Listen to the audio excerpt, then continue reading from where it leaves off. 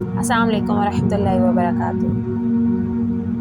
عید الاضحیٰ کا دن ہر مسلمان کے لیے بہت اہمیت رکھتا ہے، کیونکہ یہ تہوار ہمیں حضرت ابراہیم علیہ السلام کی عظیم قربانی کی یاد دلاتا ہے۔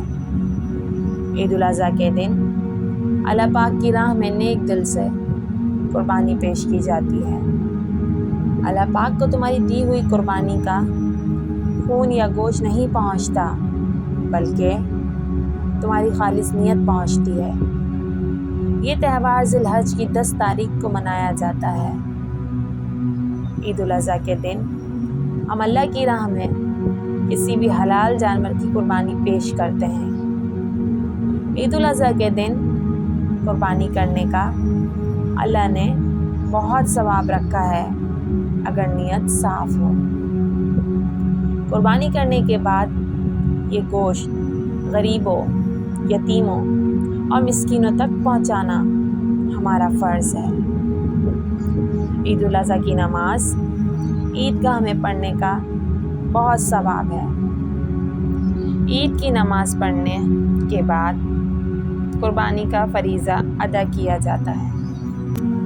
ویسے تو اللہ نے ہمیں 2 عیدوں سے نوازا ہے، ایک عید الفطر اور دوسری عید الاضحیٰ۔ عید الفطر ہمارے لیے رمضانوں میں روزے رکھنے کا تحفہ ہے، اور عید الاضحیٰ ہمیں اللہ کے فرما بردار اور نیک بندے حضرت ابراہیم علیہ السلام کی یاد دلاتی ہے، جو اللہ کی راہ میں اپنے بیٹے حضرت اسماعیل علیہ السلام کی قربانی پیش کرنے کے لیے تیار تھے۔ عید الاضحیٰ عربی کا لفظ ہے، جس کے معنی ہیں قربانی کی عید۔ اس عید کو بڑی عید بھی کہا جاتا ہے۔ ہر وہ انسان جس کے پاس مال ہے، اس کے اوپر قربانی کرنا فرض ہے۔ عید الاضحیٰ ہمیں ابراہیم علیہ السلام کا اللہ سے پیار یاد دلاتی ہے، جنہیں اللہ نے سخت آزمائش سے گزار کر بہترین تحفے سے نوازا تھا۔ عید الاضحیٰ کے 3 دن ہوتے ہیں، جس میں سے آپ کسی بھی دن اللہ کی راہ میں کسی حلال جانور مثلاً گائے، دمبا یا اونٹ کی قربانی پیش کر سکتے ہیں۔